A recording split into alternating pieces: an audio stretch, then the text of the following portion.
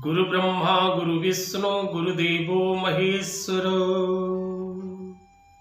गुरु साक्षात् परम ब्रह्मो तस्मै श्री गुरवे नमः। जय जगन्नाथ दर्शक बंधु, जय गुरुदेव जगतर नाथ जगन्नाथ समस्त को खुशी रखु, आनंद रखु, समस्त जीवन में हस खुशी भरी दिंतु। दर्शक बंधु, धर्मज्ञान टीवी यूट्यूब चैनल परिवार को आपण मान को स्वागत। जो मित्र माने हमारे चैनल को लाइक शेयर और सब्सक्राइब करी नामती से माने लाइक शेयर और सब्सक्राइब करने को कदापि भूलु नहीं।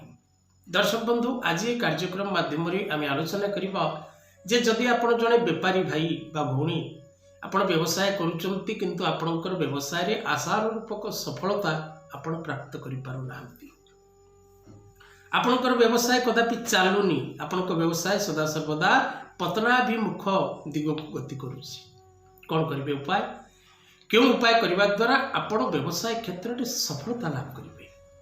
आ दर्शक बंधु, व्यवसाय क्षेत्र में असफलता प्राप्तिर मुख्य कारण कौन पाई जन व्यक्ति विशेष निज व्यवसाय क्षेत्र में ठीक भाव में उन्नति करि पारे नाही।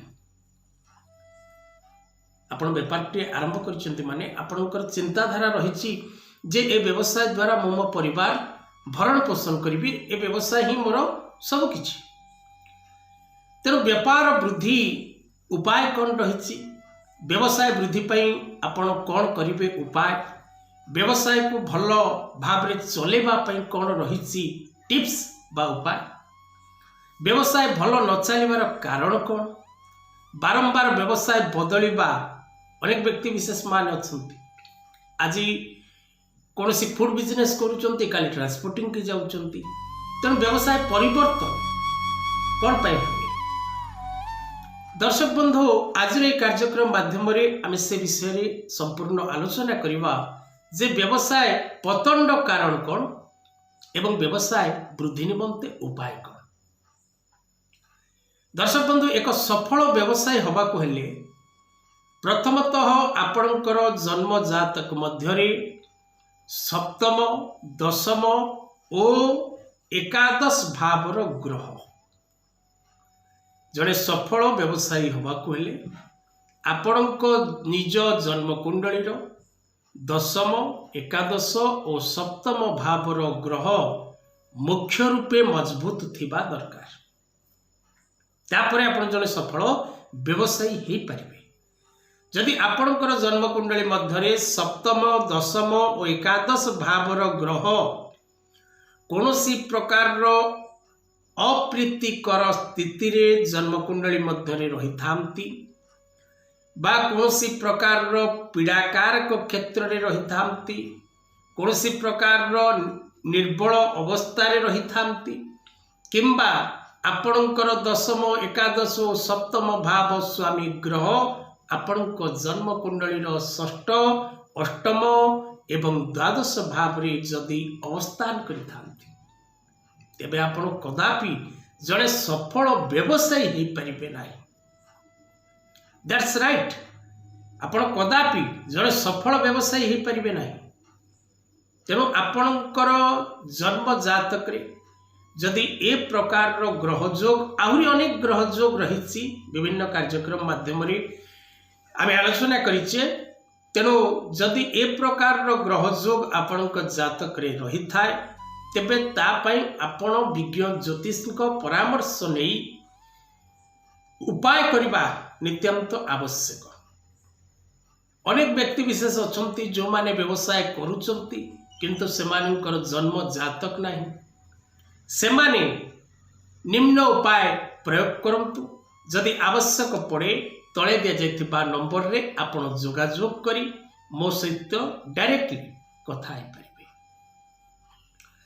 तेबे दर्शक बंधु, कौन करिवे आपण उपाय, कारण उपाय सहज एवं सरल होबा दरकार एवं उपाय करबा पूर्वरु आपणक मन मध्यरे भक्ति भाव रहिबा दरकार, श्रद्धा रहिबा दरकार एवं क्रिया जो क्रिया उपायटी आपण प्रयोग करिवे ताहा शुद्धपूत भाव रे करिबार आवश्यकता रही। पांचटी उपाय, प्रत्येक उपाय दर्शक बंधु सहज एवं सरल प्रयोग करंतु सफलता निश्चित भाव में आपण लाभ करेंगे। प्रथम उपाय आपण दुकान आगरे अभिमंत्रित जल निजर नाम गोत्र अनुसार नचेत कौन सी पुण्य तीर्थर जल आपण निज दुकान सम्मुख प्रत्येक दिन छिंचन करंतु। हनुमान चालीसा दुकान रे बसिबा परे पाठ करने को कदापि भूलंतु नहीं। निजर व्यवसाय आरंभ करने पूर्व हनुमान चालीसा पाठ करंतु। तृतीय उपाय दुकान खोलिबा समय रे एवं दुकान बंद करने समय रे आपण दशांग धूप ओरिजिनल दशांग धूप निज व्यवसाय क्षेत्र में दबा कदापि भूलंतु नहीं। चतुर्थ उपाय दर्शक बंधु श्रीजंत्र प्राण प्रतिष्ठित करे विज्ञ पंडितों द्वारा निज नाम गोत्र रे एवं अष्टधातु प्लेट हेले बेटर नचेत भुजपत्र नचेत तंबा प्लेट रे प्रस्तुत श्रीजंत्र प्राण प्रतिष्ठित करी निज व्यवसाय प्रतिष्ठान रे रखी धला किंबा हलदी रंगर फूल देई प्रत्येक दिन पूजा करने को कदापि भूलंतु नहीं। जदि आपण श्रीजंत्र स्थापन करिवे तेबे श्री सूक्त लक्ष्मी सूक्त श्री सूक्त जार आरंभ हिरण्य वर्णा हरिणी सुवर्णो रजत स्रजाम चंद्राम हिरण्मयी लक्ष्मी जात वेदो माप नचेत लक्ष्मी अष्टक पाठ करि परिबे नमस्तेस्तु महामाये श्रीपीठे सुरपूजिते शंख चक्र गदा हस्ते महालक्ष्मी नमस्तुते। 5 नंबर उपायटी दर्शक बंधु त्रिशक्ति त्रिदेव व्यापार बाधानाशक जंत्र कवच निज ना एवं गोत्र रे प्रस्तुत करी आपण निज गलारे बा बाहुरे धारण करेंगे।